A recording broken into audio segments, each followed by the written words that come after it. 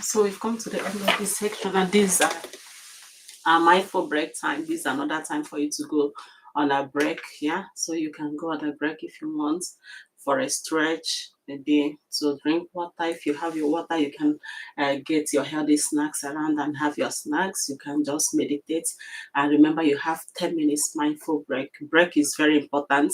Is an important part of your productivity. If you want to be productive in life, if you want to be a great achiever, you want to achieve more, then you need to take your break serious. It's quite important that you focus not only on the job at hand, but you focus also on the break. During the break time, make sure that you take your hands, your eyes, and whatever you are doing off and relax your brain. Try to meditate, try to take your mind off that work, and you see your brain processing what you've read or what you've learned is very important. So today, if you have gone to work or you are planning to go to work, it's important that you also plan your break. It's important that you fix the time that you take to relax your mind, because when you rest, that is when your mind gets the time to process. That is the time you relax and renew your energy. Is quite important, and it's an important part of our productivity. This is because if you don't take intentional breaks, if you don't plan the break, you are going to still take that break whether you like it or not. And there are so many ways you take it that is not what you want, like making mistakes because your mind has taken a break on you. You start forgetting things. You see yourself reading one page for a very long time. Once you see yourself going through that, know that yes, you need a break. And next is if you see yourself, you are working, you are getting confused, then you need a break also to rest. So don't wait till you are exhausted. That is not the time to rest. Don't wait till you are too tired. That is not the time to rest. The time to rest is when you are still strong and you have planned it from the beginning. And for this space, that is what we teach: how to manage your break, how to manage your time is very important. How to refocus your energy. Your energy is not inexhaustible. It's not like, should I say, something that will keep renewing on its own. No, you need time to renew it. It gets exhausted. So once it's exhausted, you see yourself getting confused, you see yourself making decision, but you're not taking the smart decision, because now the ability to take decision will be reduced. Maybe sometimes you even get confused. If you're a student or a researcher, that is the time you see yourself. You're making so many mistakes. You are writing and writing, and you are not getting any headway.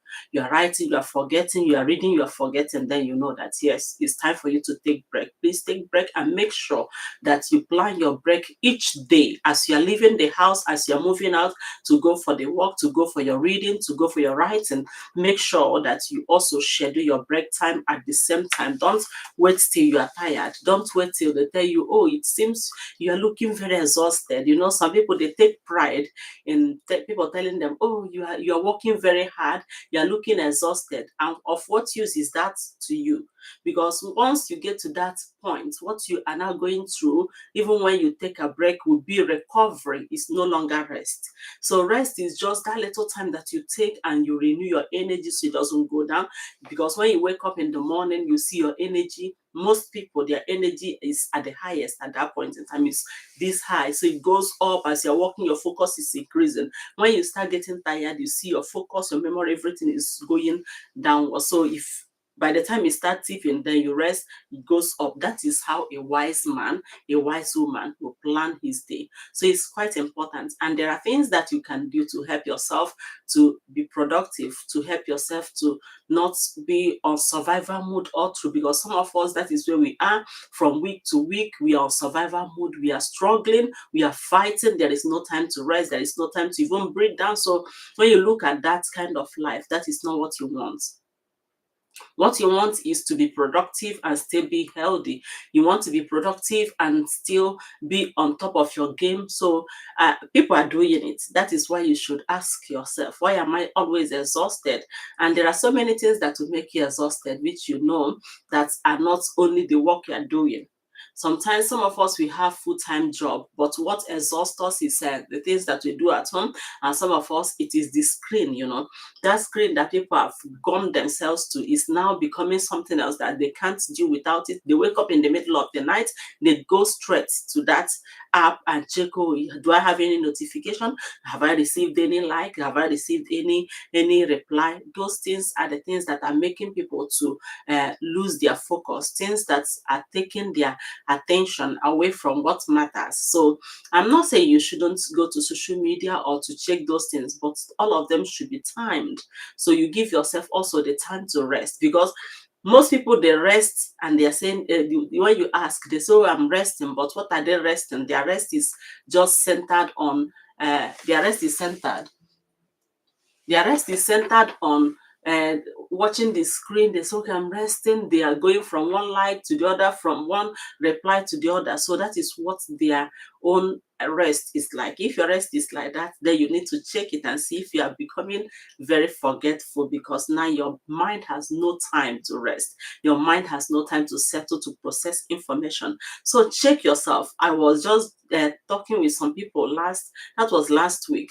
We said, okay, it's time to calculate the money. We are doing some financial statement and all those things. Okay, you minus 73 minus 30. Before you know it, without even thinking, she went straight to go and get her calculator. I took it off. I said, okay, use your brain. Oh, the other one said, me, I don't even remember the last time I used my brain to think about those things. That is what technology has brought to us. So I want you to first consult yourself each time you want to calculate anything, each time you want to remember anything. Check if it's already registered in your brain. Try to recall it.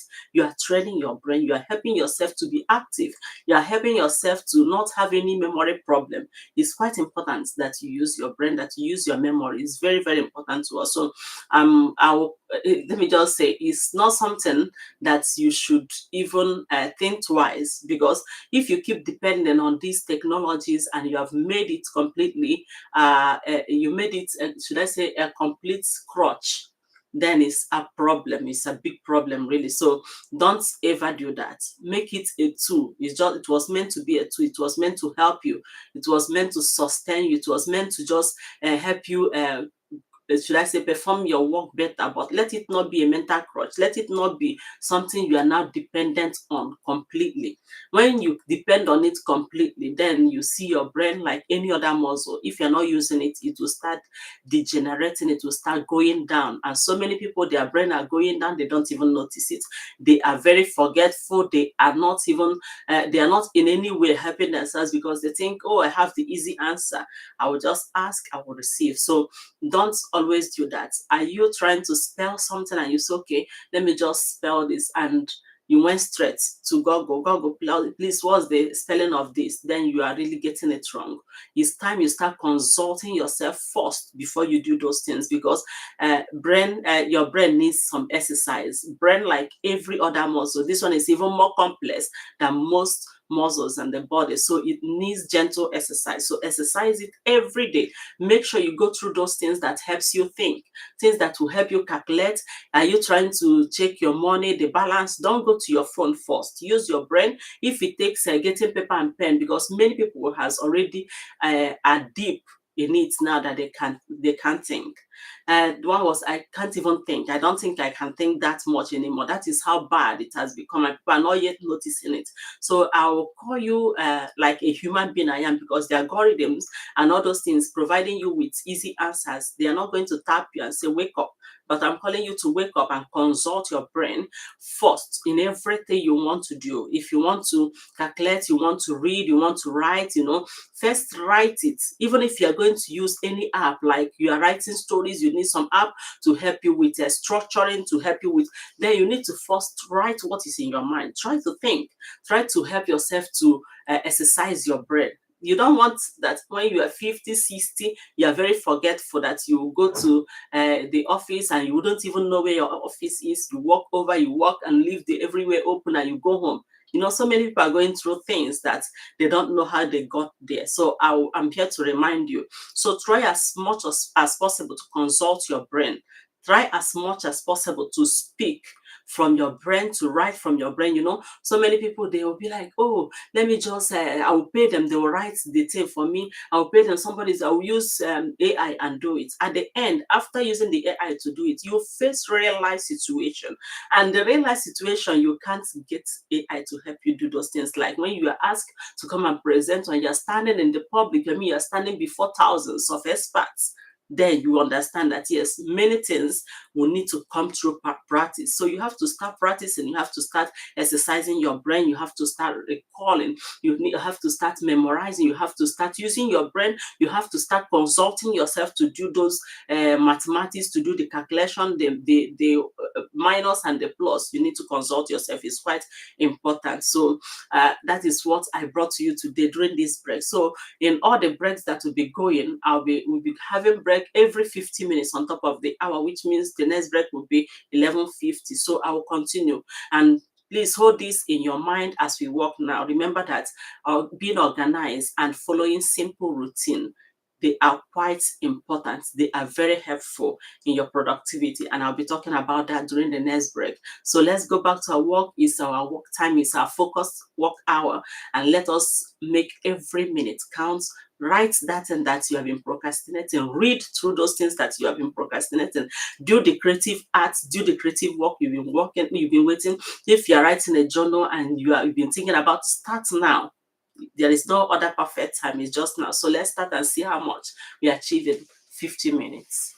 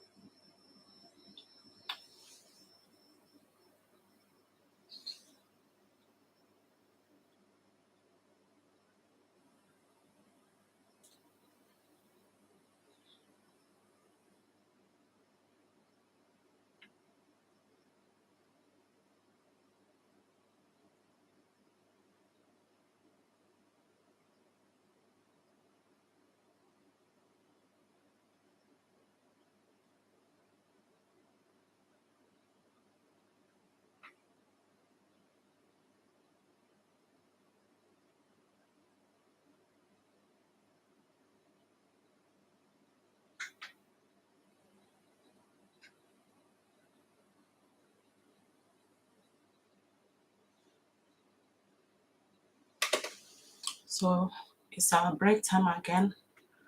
And welcome to the break time. It's a time for you to take a mindful break, to go for a walk, to stretch, drink water, relax. Okay, let me check through the chat if there is anyone that asks questions in the chat, so we can just discuss that. Aside that, we have something that you're talking about, and that is how to be productive, how to use the time you have efficiently, because time is quite a big resource. It's something that you can't afford to waste. It's something that you can't afford to throw around, and you wake up every morning and sleep every night, every day, just the same way.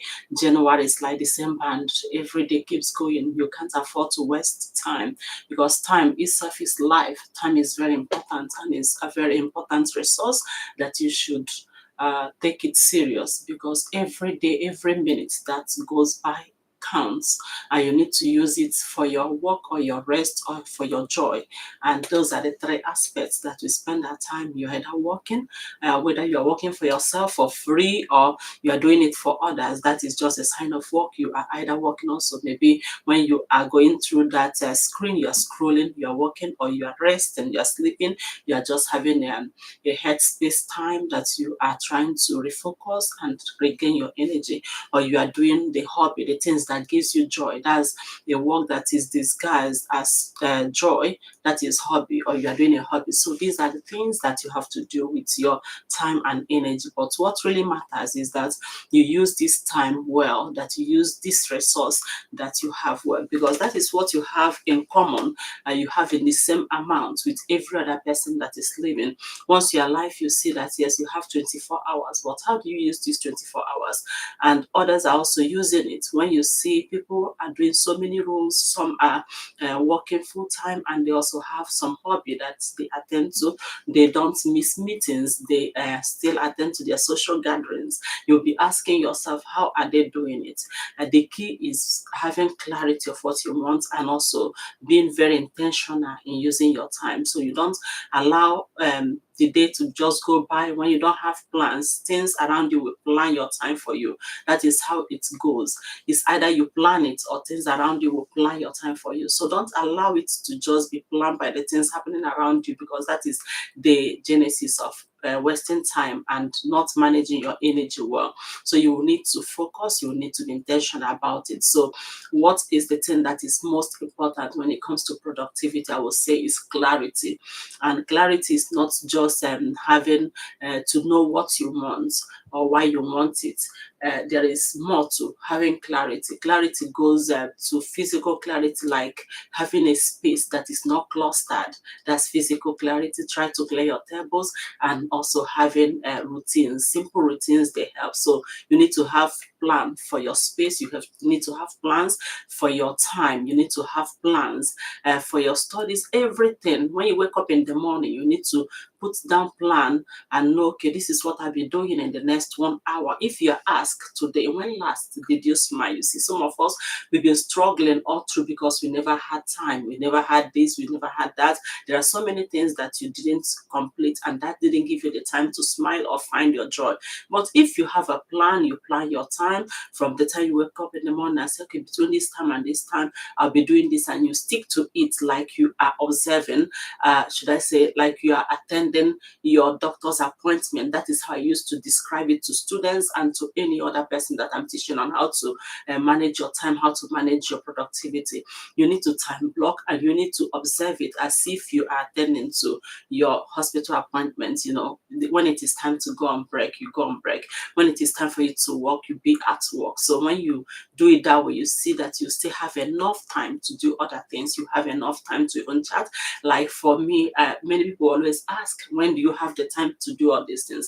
Should I say, the basis is having the clarity of mind, knowing what I want, and then I will go beyond just knowing what I want to why I want it. Because what will keep me going when nothing is encouraging, when things feel very heavy, or things are easier to live than continue, it is the why that keeps you going. So you need to know why. Why are you at work? Why are you in that school? Why are you seeking to earn learn that degree? Why are you working to get that skill? So what is it that you want? You need to have that clarity of mind. And once you have that clarity of mind, then you know, because the shortest distance to any object is a straight line from where you are to that place. That's the shortest distance. And when it comes to productivity, the shortest distance for you to get your things done, to get the result you want, is having the clarity of what you want.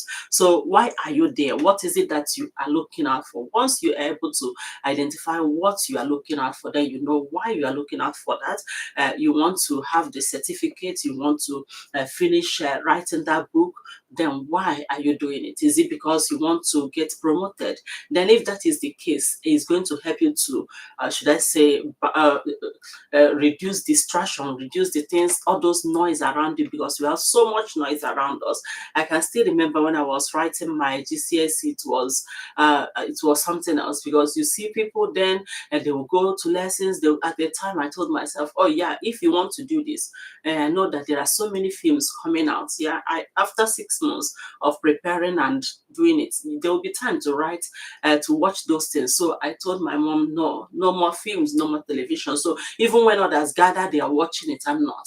That didn't stop me from watching film later. So you just need to know what you are looking out for. What is it that you want to achieve? If you want to develop and improve yourself as a student, then you focus on that. If you just want to get the certificates, then you focus on that. If you were there to improve yourself, that will help you to know, okay, if I get there, I need to plan to study effectively. I need to learn how to speak. I need to learn how to do the social interaction. I need to learn. So it will, should I say, to a large extent, is going to tell how you are going to behave and the things that you are going to be doing in that school and in that place of work. You know, so many people, when they get to their workplace, they are busy quarreling. They are looking for who greeted them and who is quarreling, who is doing this and who is doing that. Was that the reason why you went there?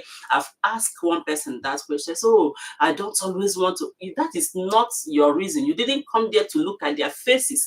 You didn't come there to see whether they were smiling or not. That is not the aim at all. The aim was either to earn money for your family, or maybe you were trying to learn the skill, or you are trying to improve your experience. And to, should I say, to a very large extent, their behavior shouldn't determine whether you learn those things or not. They might be doing it, but when you focus on the goal, you might not be seeing what they are doing. And that is how I make it easy for me to interact with others. As a team, there is a goal. So the focus should be on that goal. And if you are there with working with others, you should help them achieve their goal.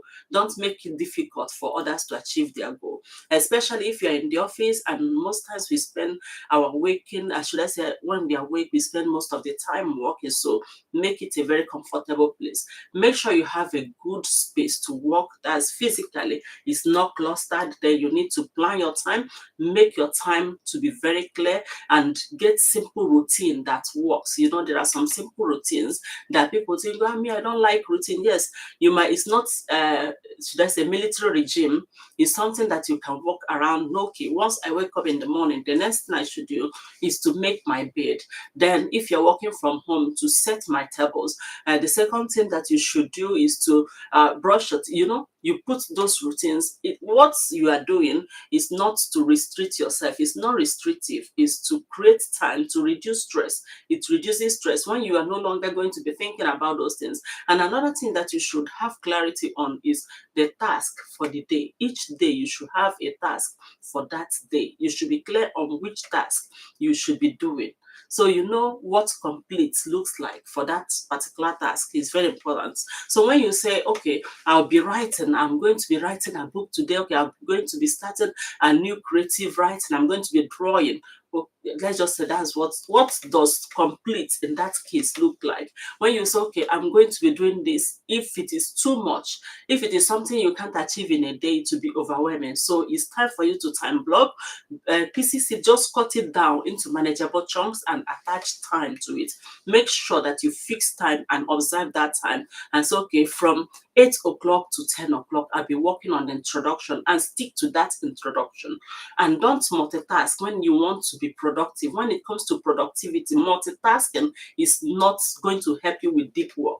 So don't multitask, be specific, rather do time blocking and block it, divide it into manageable chunks and fix it as, okay, I'll write 200 words of introduction between this time and this time. Okay, I'm going to be proofreading between this time and this time, and you stick to it. It's very important in productivity. So you should have clarity on the goal you want to achieve. You should have clarity on the space you're working in, and you should have clarity on the task you are going to be doing. So don't bring too many tasks to the table. Make sure that each day that you bring 2 or 3 priority tasks. Don't take more than that. Once it gets overwhelming, that's when you see people procrastinating. Procrastinating is not that you are lazy. It comes from a place of fear. It's because you're overwhelmed. It's okay. Your brain will just try to protect you. We'll do it later. Yeah, we are going to complete it later. That's how later will turn to never. So we've come to the end of this break time now. Is our work time again. It's a time for us to sprint it and see how much we are going to achieve in 50 minutes. So after once it's 12:50, you can put your questions in there. Ask questions on how to study. If you're a student, it's very important to me that you don't just go there and come out just struggling to pass, but you pass with all boldness, increasing your confidence as a student. So ask questions like, how do I study effectively? Okay, I'm reading and not understanding. Oh, these are the problems I'm having. Then you get answers. Yeah. Now for those that are struggling with their time and like wonder, oh, I'm trying to get organized, ask those questions and I will be answering during the break time. And remember, during the deep work time, we focus on the job at hand. We reduce distraction, we reduce notifications. So I won't be chatting or answering your questions. So I will chat once it's break time and walk around. Please remember to get hydrated. Though it's winter and cold, but you need water to drink. So drink water and have healthy snacks around you.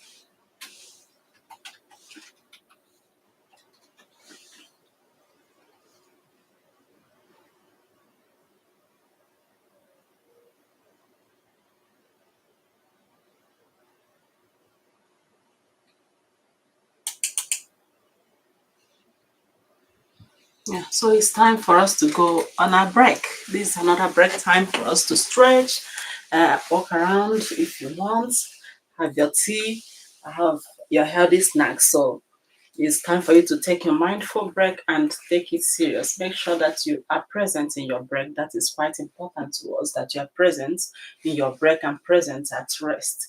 When you are resting, then rest. When you are walking, you walk, because if you are not resting, you won't be able to walk efficiently. Walking efficiently means that you know when to take your break. And the question is always, when do you think is the best time to take your break? So taking your break is not something you just think, okay, when I'm tired, I will take the break. When I can't walk anymore, maybe when you already rushed to the hospital, that's the time you want to take a break. No, that is not the right time for break. The right time for you to take a break is when you plan to take a break. So the first thing you do in the morning when you are planning your work time is to fix a time for your break. You need to really put a time to eat and observe it. It takes a wise man to know when to go on a break. It's only people that don't understand it will think, oh, let me work a little more. Working harder, working a longer time is going to make the miracle happen. But no, working a longer time instead of making the miracle to happen is it's going to slow you down. It's going to make you less efficient. You see yourself making mistakes that you ought not to make, mistake that you know that is low level mistakes. You know, once they say, oh, this is a low level mistake, this person is not like this, he doesn't make such mistake. He has always been very careful. Check if he was tired. And if you're a manager, you are somebody that is correct, controlling others, and they under you working, please make sure that they take their break and take their leave when they ought to take it. Because once you rest, you have a renewed energy, a renewed mind to work with. Is very important. So don't take rest for granted. It's not a luxury. It's not a reward for working. You know, some people say, oh, it's a reward. You've worked, they no longer feel guilty. No, it's part of you being productive. It's part of you being wise. It takes a wise man to know when to rest. So when you leave in the morning as you're going to work, make sure that you've put a time to your break. Make sure that you're not always on survival mode. You know, some people will be surviving all through their struggling. They are not going to rest. They barely laugh or even have a time to eat.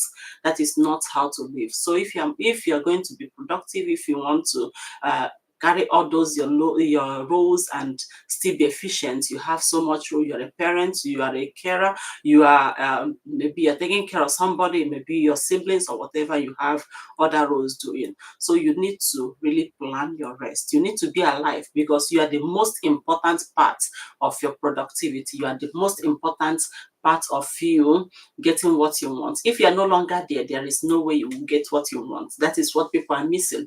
You know, they are busy gathering money. Let me work a little longer. Let me stretch a little longer. Let me finish this. And you're using your break time to do all these things. If you are no longer there, or you end up in the hospital, then you understand that those things you were doing doesn't make sense. It doesn't make any economic sense. I'm talking to you based on, let me just say, as an economist now, because we are looking at efficiency, we are looking at you being productive. So when it comes to human productivity, when it comes to, should I say, resource efficiency, then you really need to be very intentional about the usage. You should be intentional about how you manage your time. It's quite important. And rest is very important when it comes to you being productive. Let's just look at how human brain works. You know, when you just wake up and you see yourself, you can do anything around that time. You are so energetic. Before you know it, it will start dipping towards the evening time. That is how your body works. It's going to rest, it's going to relax. So for you to really work longer, the best thing you can do for yourself is to plan your break. Take short breaks in between, little naps. You know, just power nap 10 minutes is okay to do a lot. When you take 5 minutes to just walk around, it's going to help circulation, it's going to help you to be efficient, it's going to help you to read faster. If you are reading, it's going to help you to understand easier and faster. If you are reading, it's going to help you to be more efficient and more careful. Some people, they will think, okay, let me keep pushing it, let me just keep going. You do a little more, and they will even call you during the break time, just finish this, it's just a little more. Tell them no, it's break time. And the best thing to do is to be clear about it with the people you are working with. So whenever you are starting a new work, or maybe from today, there is no time that is late, you can just talk to your colleagues, your manager, please, during my break time, I take it serious. And they will understand, because once you rest during break time, you will be more efficient, you make less mistakes, you will be smarter in taking decisions. It's quite important that we notice this. Some people think, okay, let me read during the school. When I was still a student, I can still remember many years ago, undergraduate, you see people, they will walk through the day, they are studying at night, you see them back to the class, oh, I'm doing night vigil. Oh dear Lord, there is no way you will learn that way. If you don't rest, your brain wouldn't even have the time to process what you have read. It's as simple as that. Ask anybody that made the first class. When it comes to making first class, I don't know how they make it now. I don't know during this AI, but if I'm the one marking your paper, I will always know if it is your ability or not. But the thing is that if you are going to make a very good result, then you need to get the right balance between work time, rest time, and food. You must. There is no way. There is no two ways about it. You will need to eat well. You will need to rest, because when you rest, your brain will process the information you've been gathering, and your brain will renew it, to restore your brain so you can learn better.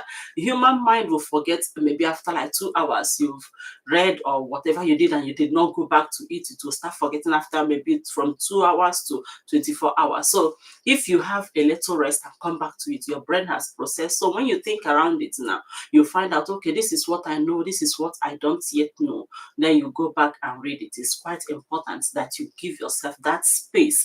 That is what we use when we talk about space repetition of reading. When it comes to space repetition, it's not just you repeating it, okay, you space it, okay, I'm coming back now, you're thinking. No, you give it time, you do other things, you come back to it. So that rest is very important in your productivity. Rest, there is nothing that can replace your rest.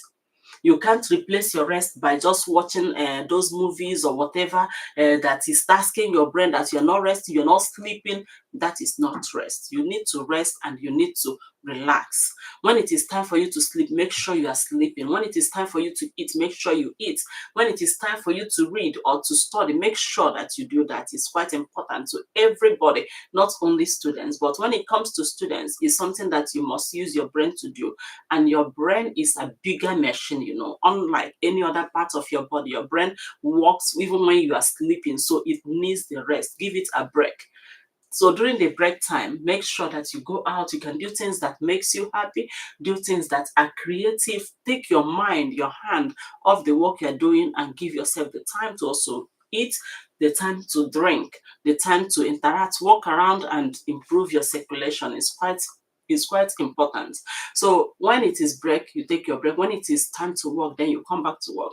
One thing you don't know is this: if you continuously work, you are not taking any break, you might be sweating, you might look exhausted, but you're not making headway. Most times what you see is that you put in 1 hour. Maybe when you started, you put in 1 hour, you are reading like maybe 20 pages in 1 hour, and you can understand it. When you move after 3 hours, you see yourself reading, maybe now it has moved from 20 pages now to just 5 pages, and you don't yet understand it.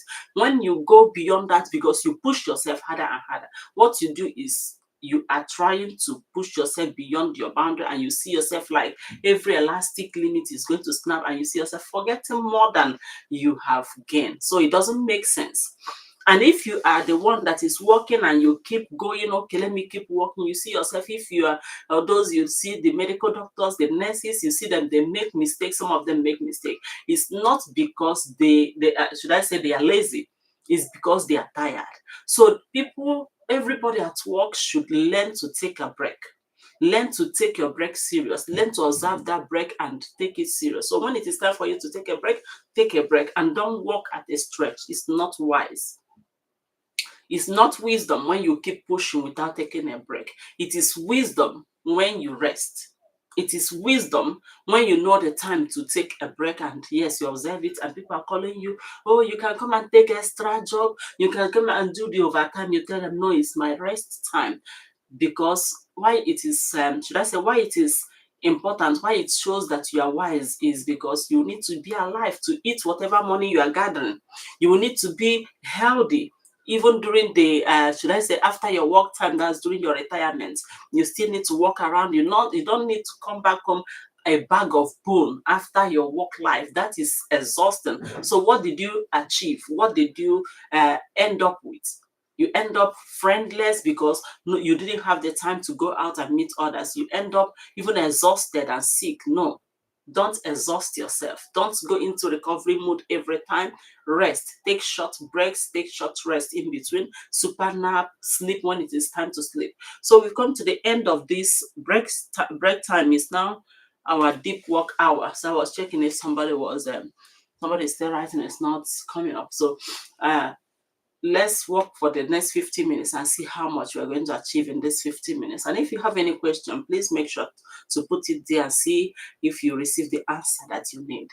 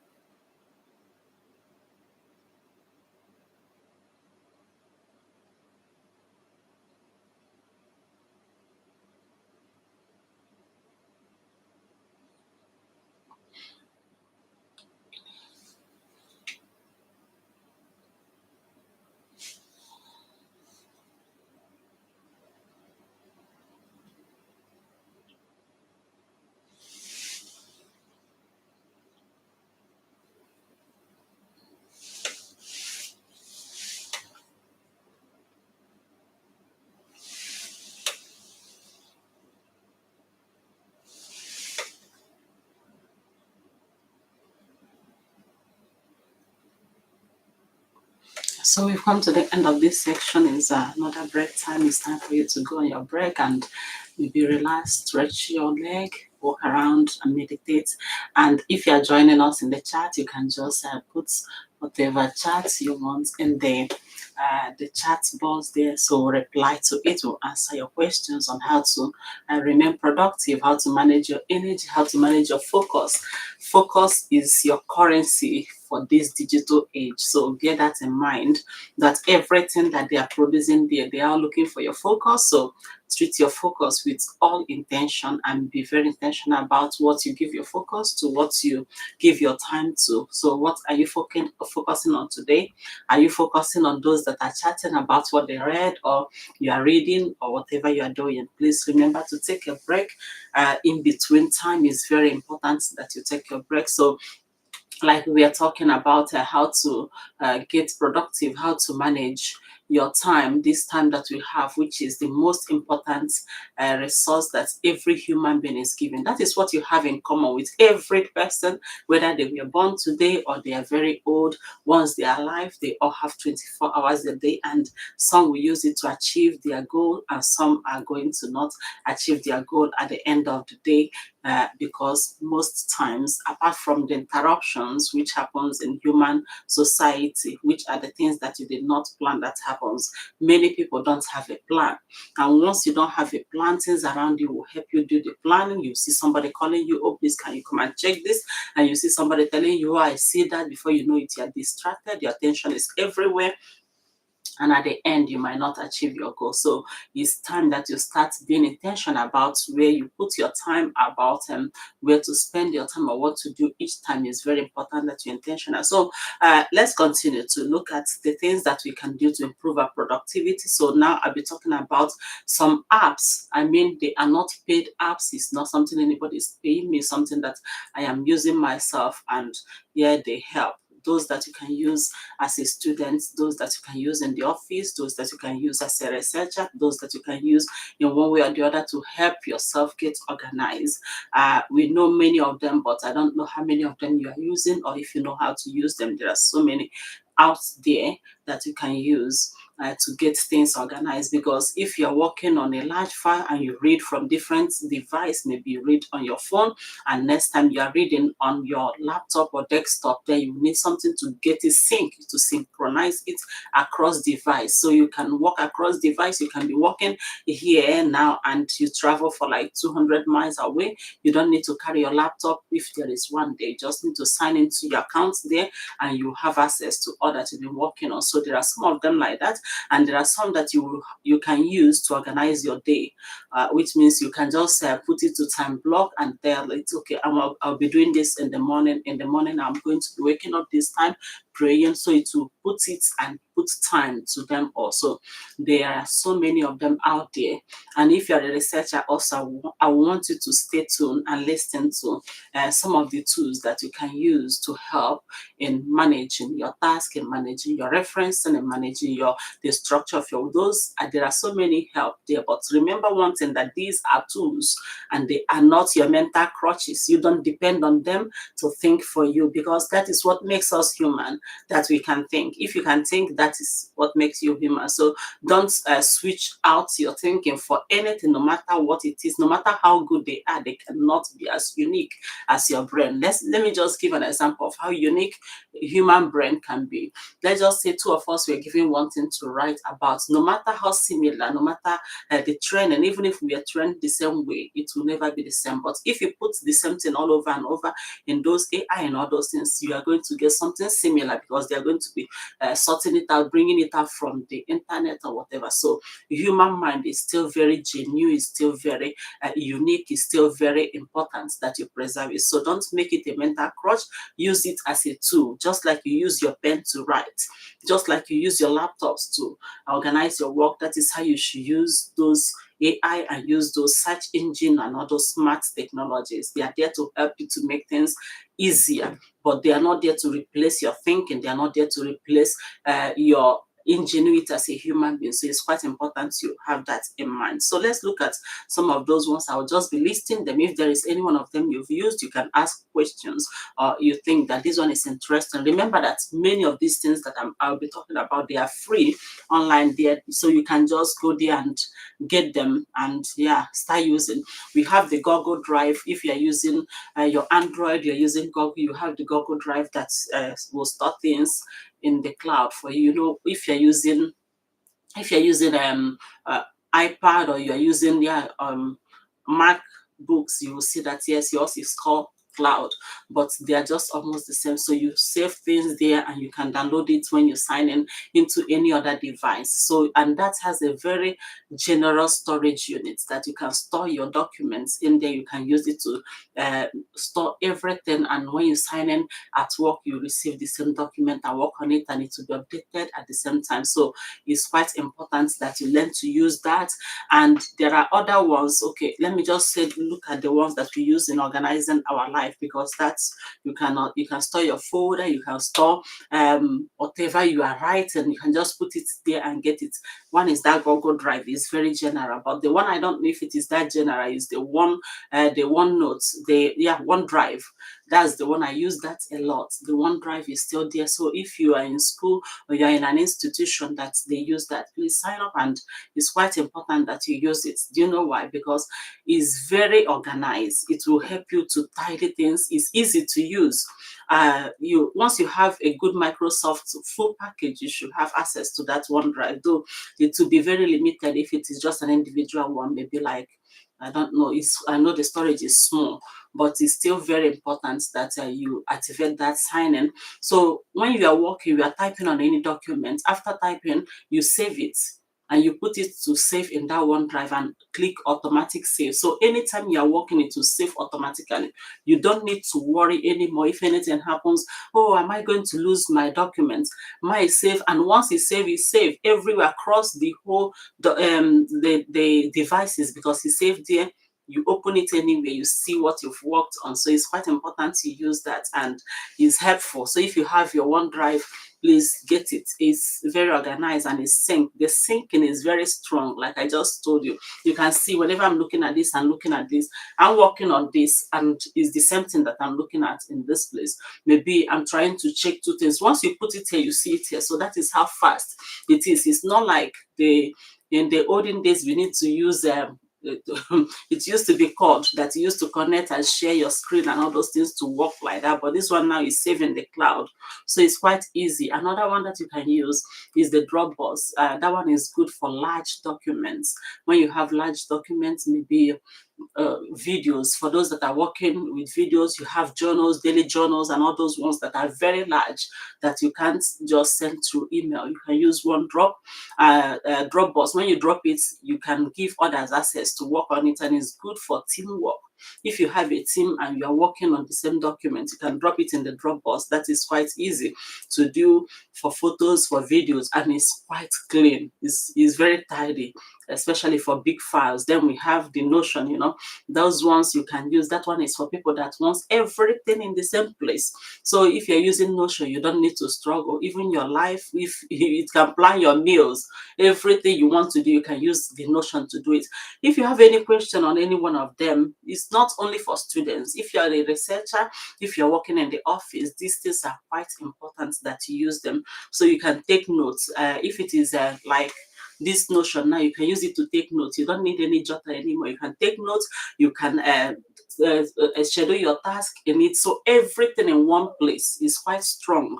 You can just download, you can browse it and see how it works.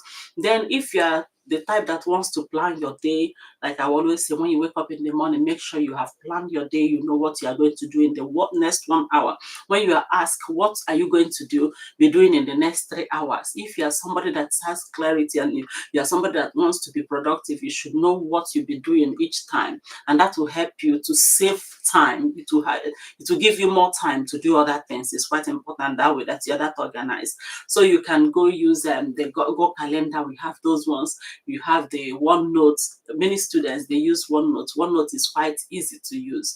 It serves like just a jotter, your physical jotter, but it's a jotter and more, because you can do a lot in that OneNote. You can search in OneNote. You can even download PDF and write notes on them. You can color and do so many things on OneNote. It's quite easy to use. So instead of using carrying jotter everywhere, but if you're reading and have a seat, you can always use your jotter and use your writing because it's good for your memory. But if you're walking around, you have your phone, you have your laptop at hand, you don't have your jotter, you can use your OneNote. It serves everything, it will do everything like your jotter. You will write everything. You have each note, you have pages, you have so many things in it. And then if you have written so many and you want to search, oh, where did I write this? It's quite easy. You search it, it's easy.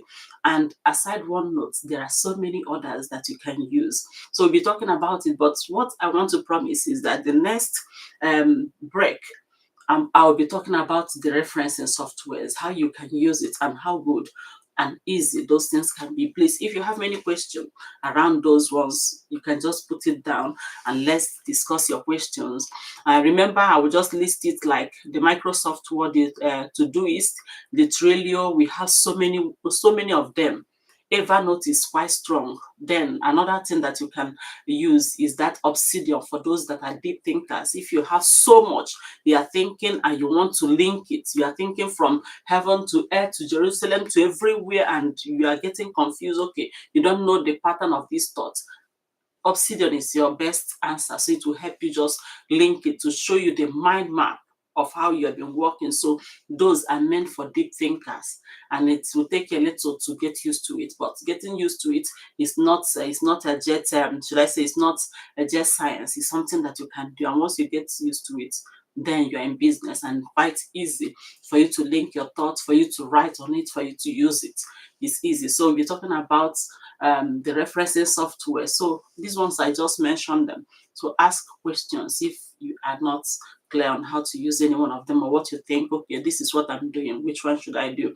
So let's go back to our sprint time and see how much we can achieve before 250.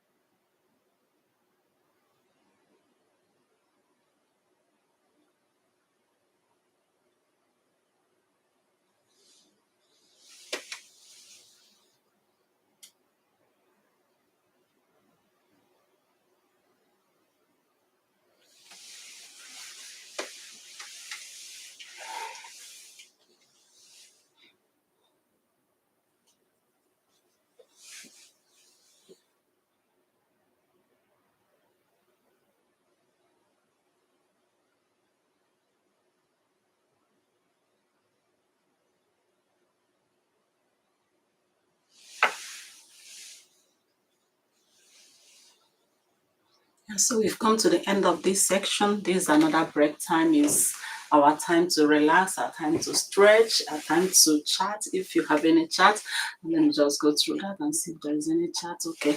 Yeah, like I promised, I said we'll be talking about how to use the referencing, even the additional software, additional app that you might use to do your referencing, and that is to help you in your writing, especially if you are a writer. So you need to listen and come closer and ask questions. If you are writing, should I say academic writing, or you even doing just creative writing, these are the things that can help you, that will reduce the time you spend formatting your text, formatting the whole document. Sometimes you see yourself at the end of your study, at the end of that writing, you are struggling. Oh, where did I put this? You are struggling to find your way around your document, especially if it is long. Once you have something that is more than 20 pages, you will need to find some certain things in it.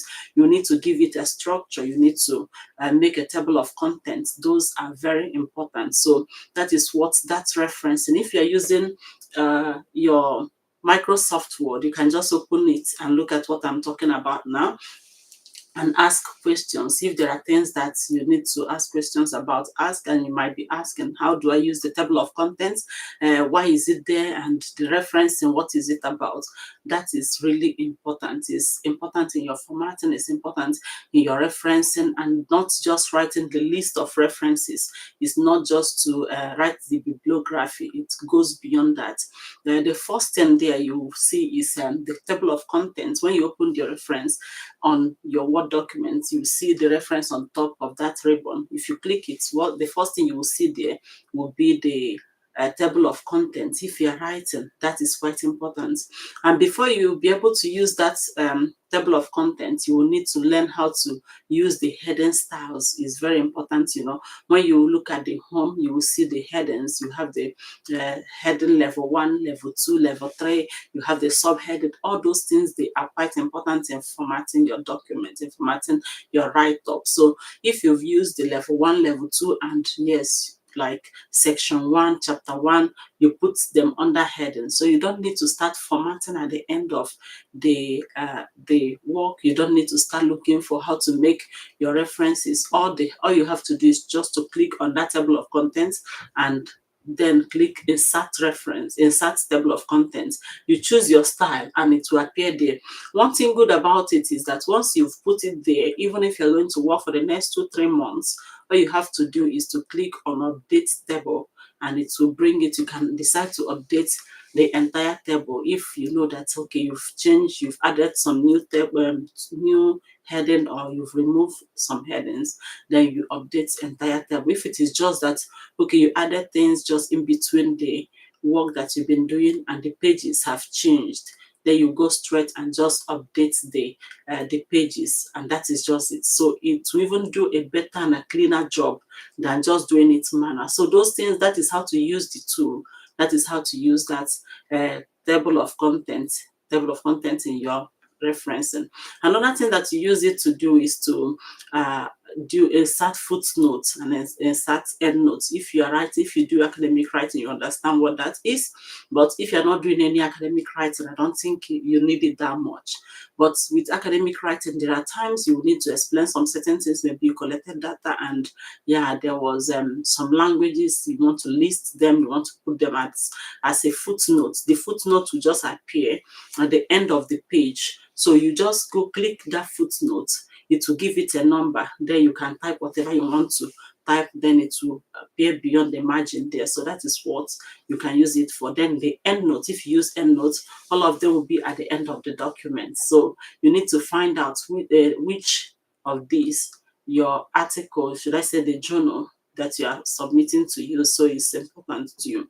Another thing that you can use that to do is to title, that's table title, to title your table, to put those figure 1, figure 2, table 1, table 2, instead of doing those manually. It's quite daunting when you want to do your list of tables, when you want to do your list of figures. You start looking through it, you are trying to find out, okay, which page, which number is this. You can do it automatically just by clicking on that insert. When you click on your table, you click insert title. So when you put the title, it's going to be numbering them for every figure. Figure will appear under.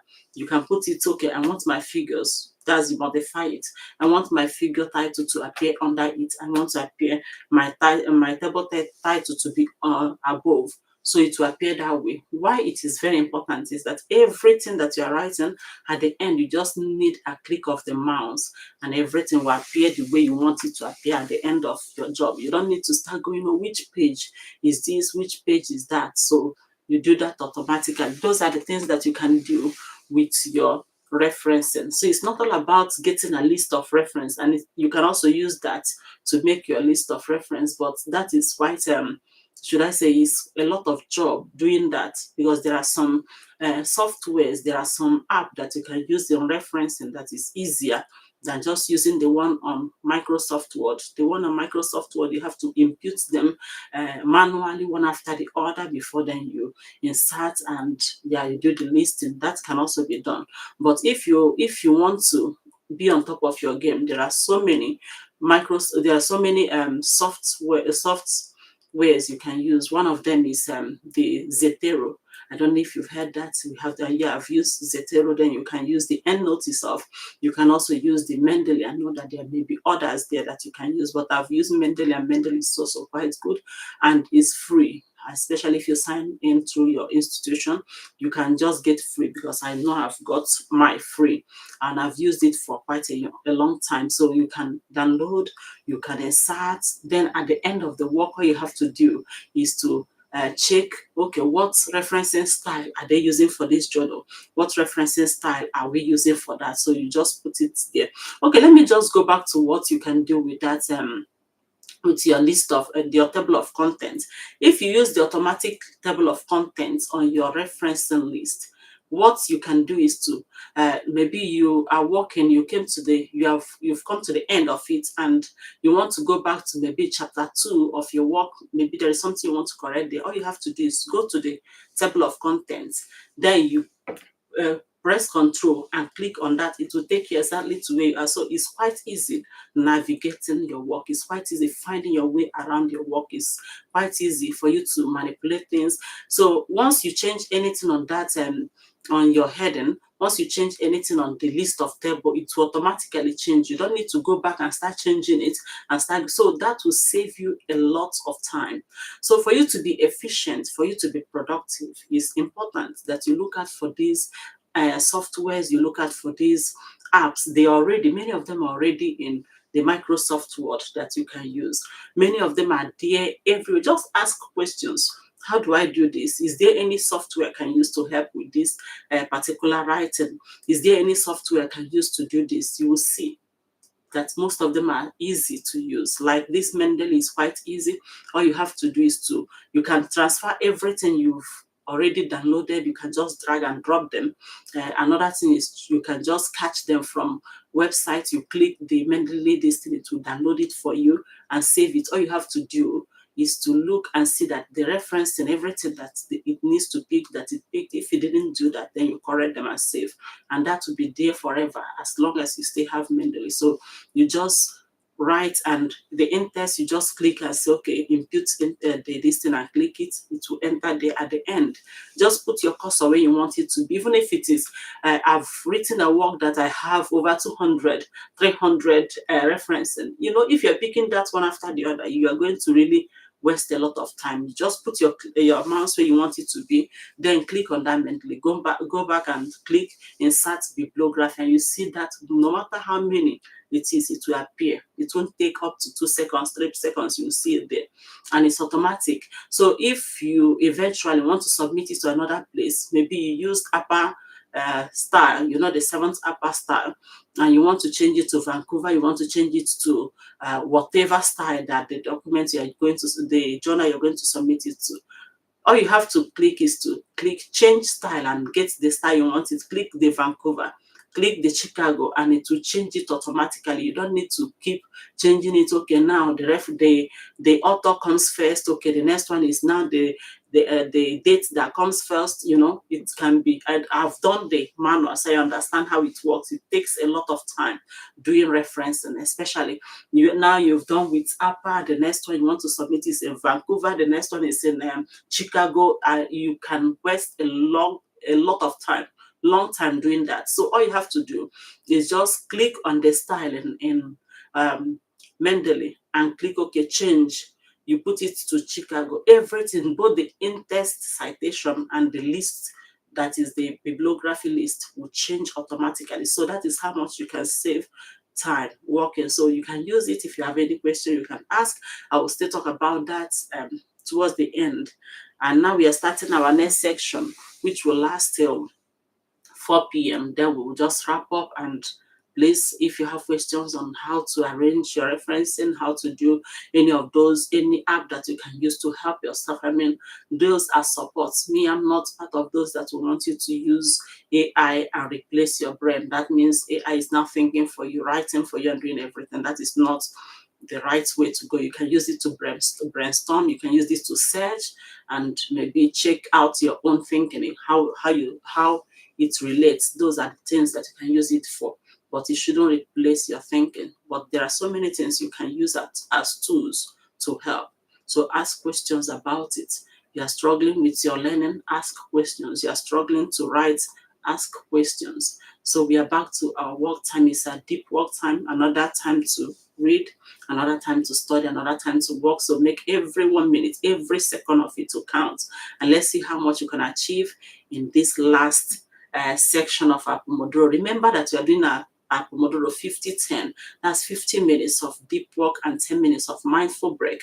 And during the break, we chat, we can walk around, we eat, but during the deep work, we focus on the work that brought us to this space. And I wish you a very productive time during this last section of our Pomodoro.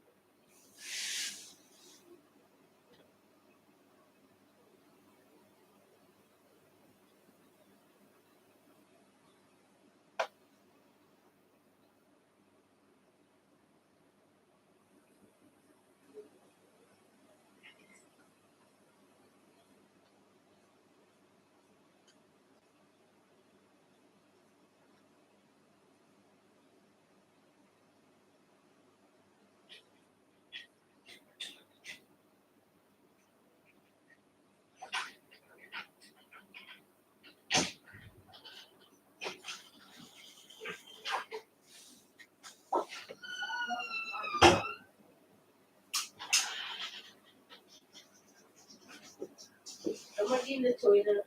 Huh? Oh, yes, somebody's in the toilet. Whew.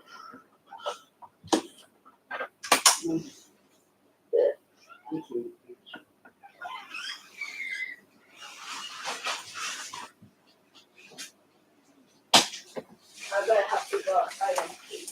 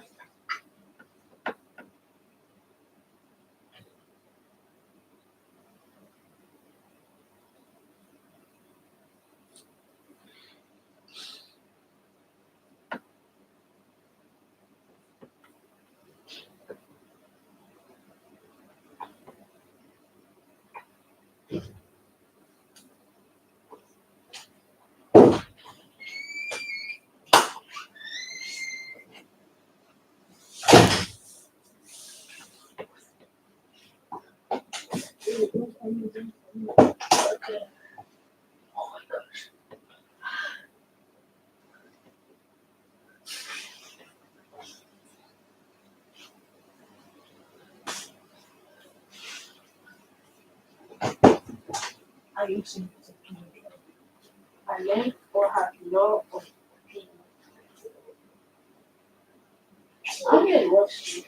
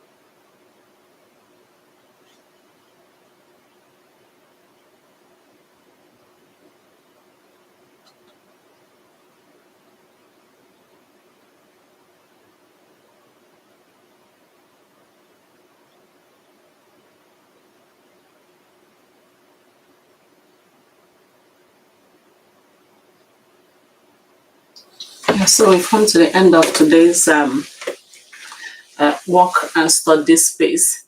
And it has been a very long and very happy time well spent, because it's long when you think about it as 6 hours. But if you've been working with us and following the Pomodoro section, you'll find out that yes, the 6 hours is gone, but it's not as stressful, just because we take break in between, we take short breaks. And remember that even if you're continuing after now, that you will need to take break is very important. Your break is part of you being productive. It's not a luxury. It's not something that you do because you deserve it. It is something that you do because you want to be productive. It takes a wise man to know when to take break. So take your break and take it serious, because it's part of you being productive. It's part of you taking care of yourself. That is self-love in its all of its form. Everything you are doing when you take a break should be to renew your energy, should be to gain clarity. So don't take your job along to your break.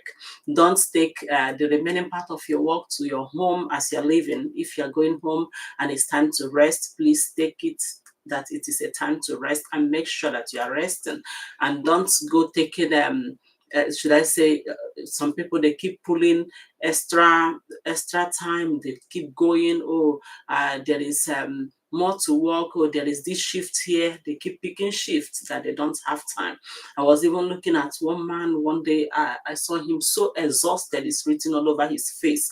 It's not a sign of being a hard worker. It's not a sign of diligence. It's a sign that you don't plan your time. Is a sign that you don't have the right balance between work and rest.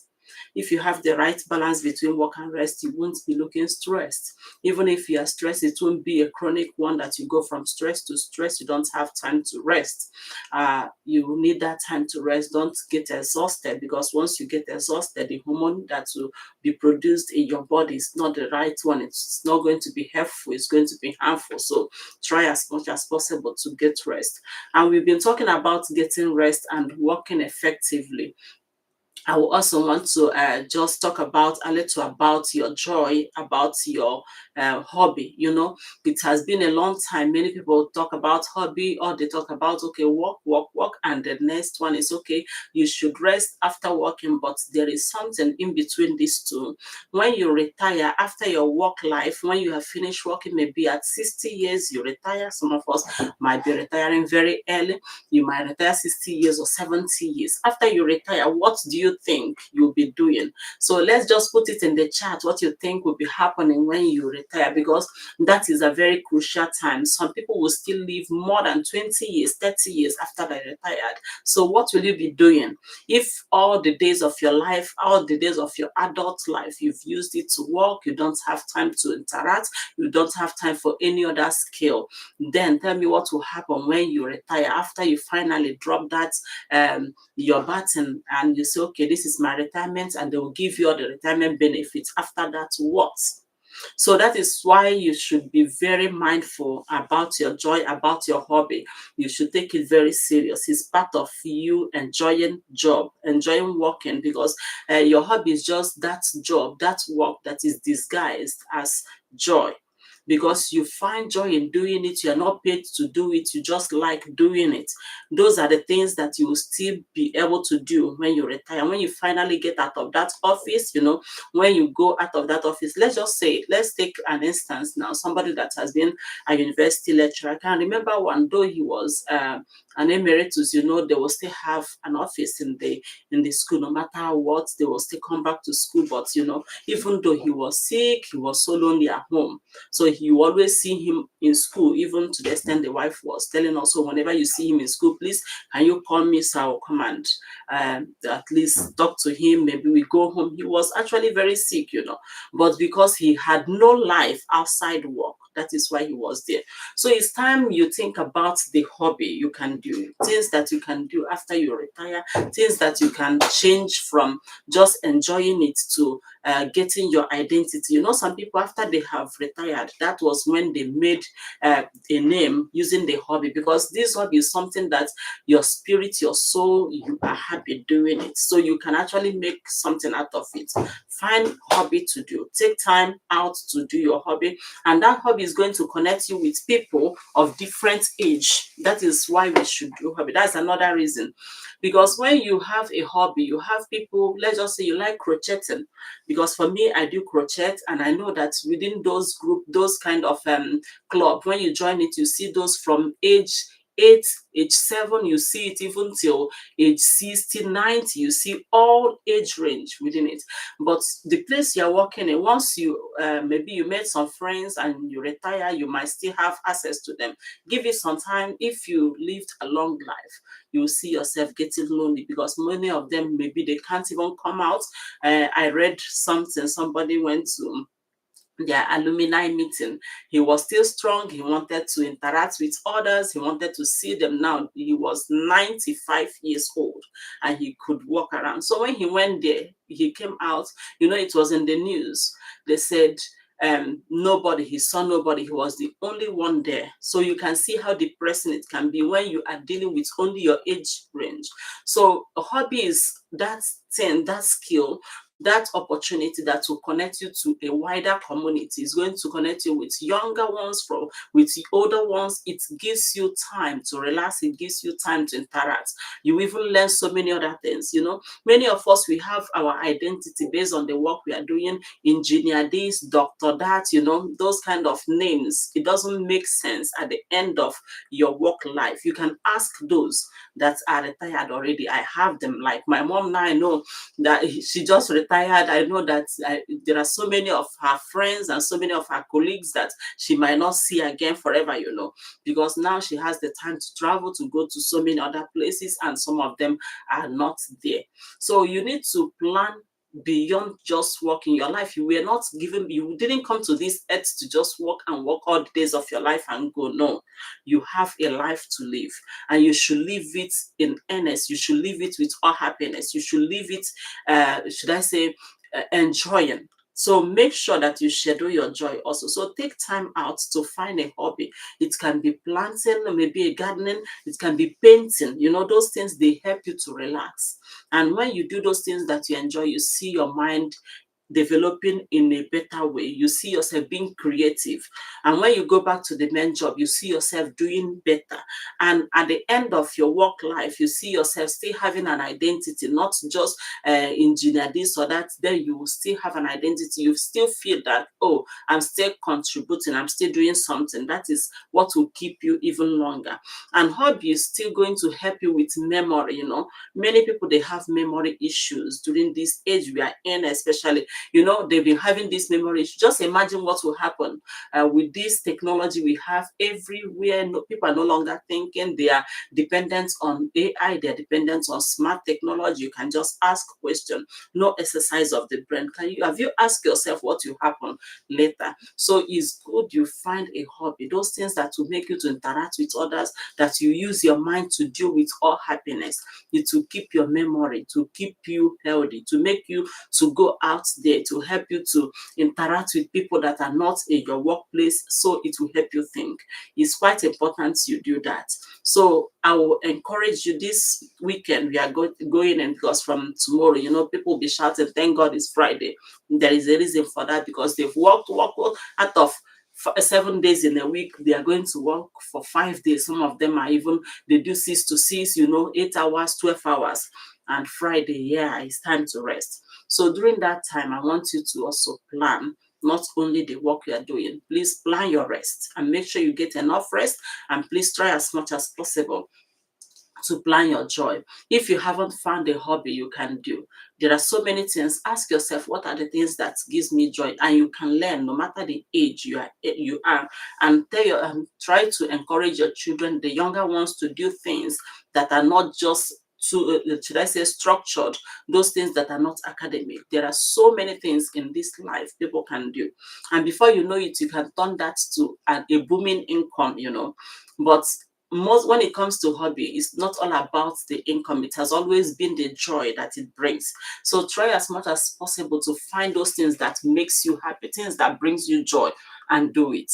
like gardening, like those that are writing. Me, I feel very comfortable writing. When it comes to creative writing, I'll just put it down, be going at it. So it's something I enjoy doing. And there are so many other things you can do. Ask around you. I know that there are so many clubs around. You see the gardening, you see those that are into music, you see those that are in poetry, you see those that are writing, the writing club, even the reading club. You see a lot of it around you. And even if you don't have, you can form one. It's very important that you get that, so you get to have friends, just those that are not your age, maybe those below your age and those above your age, so you have wider connection. In case you retire, you still have community to depend on, you still have community to go and meet, you still have people that, yes, you can relate, because when you have that hobby, you talk with those people at the same level, you understand them and they understand you based on that hobby. So it's quite important.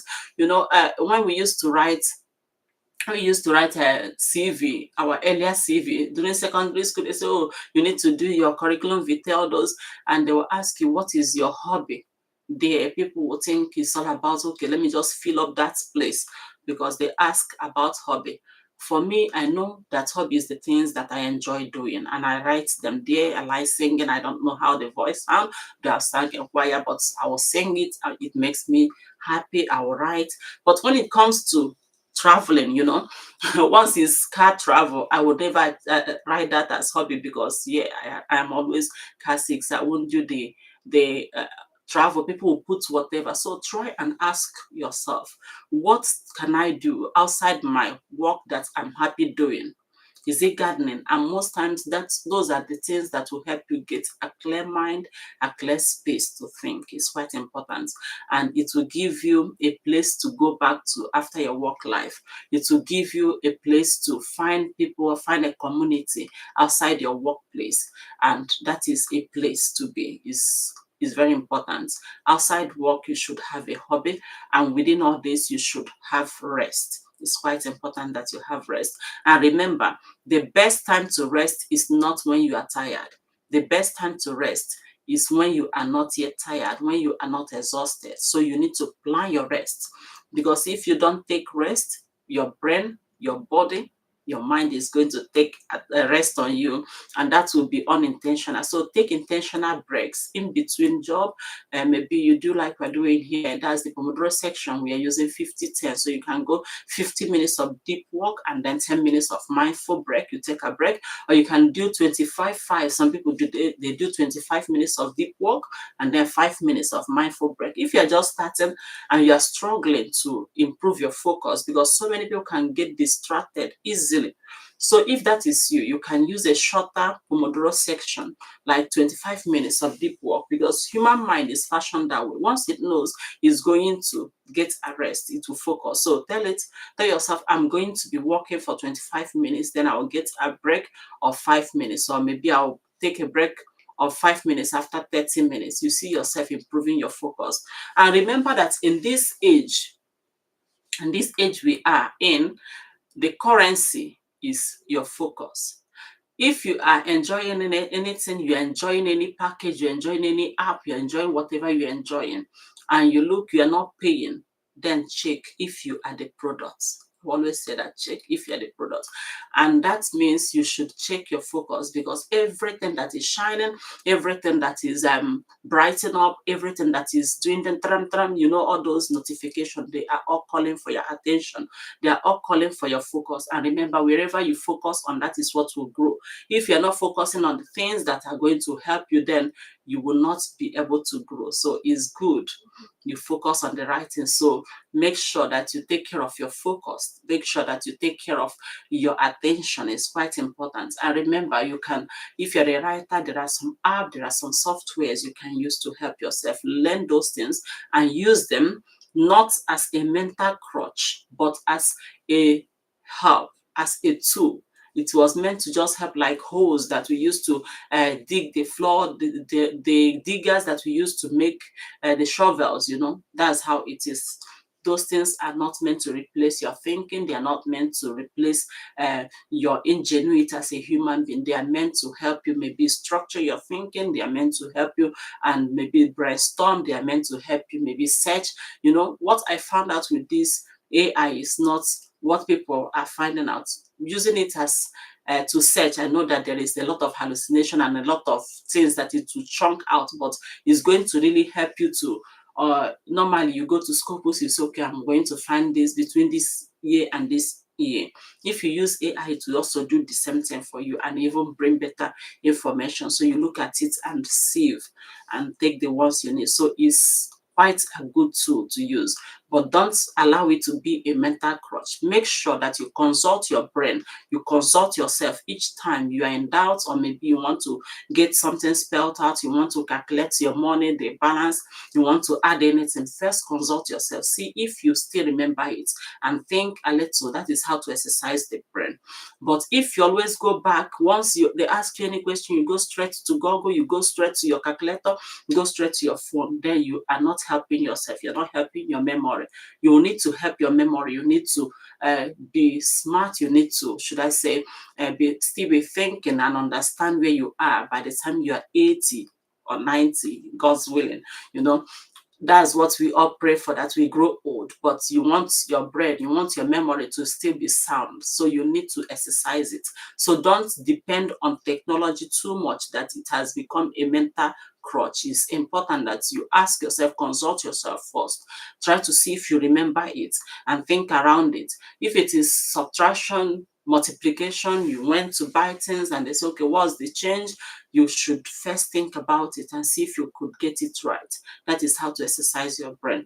And if you are such that now you are very forgetful, you can't think deeply, it's time that you take those screen and everything that has been helping and take it a little far away and see if you can think. Take paper and pen, write the things that you need to write, try to memorize, try to exercise your brain gently, and then it's going to improve and you will be happy with yourself as you grow older.